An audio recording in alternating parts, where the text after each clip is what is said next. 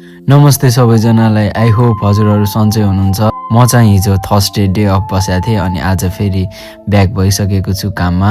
आज चाहिँ बिहानैबाट अलि पानी परिरहेको थियो, कस्तो जाडो बढेको थियो अनि छिटो छिटो म चाहिँ पसलतिर लागेँ। पसल पुगिसकेपछि चाहिँ मैले आज अगाडि सेटअप गर्न अलि भ्या थिएन, त्यही भएर अर्को एकजनालाई सेटअप गर्न लगाएर म लागेँ पछाडि लाफिङको सेक्सनतिर सेटअप गर्न। लाफिङको सेक्सन सेटअप गरिसकेपछि पछाडि दिदीले मोमो बनाइराख्नु भएको रहेछ, यसो मोमो हेर्न गएँ। अनि यहाँ मैले चाहिँ अर्डरहरू आइसकेको थियो, अर्डरहरू सर्भ गर्दै थिएँ। हाम्रो आलु चप पनि पाकिरहेको थियो। त्यतिकैमा आज वेदर अलि चिसो बढ्या छ, त्यही भएर अलि धेरै उबरहरू बिजी हुन्छ। एकदम जाडो फिल भइरहेको थियो अनि मैले चिया र डोनट ल्याएँ अनि चिया र डोनट खाएँ अनि त्यसपछि अर्डर फेरि पास गर्न थालेँ।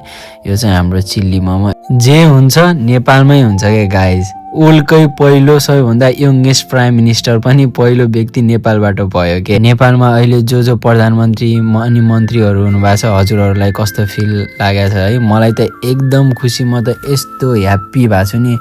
जो प्रधानमन्त्री मन्त्रीहरू हुनुभएको छ सबै यङ्गेस्ट, लाइक सबैले केही गर्न सक्ने जस्तो मान्छे मात्रै हुनुभएको छ क्या।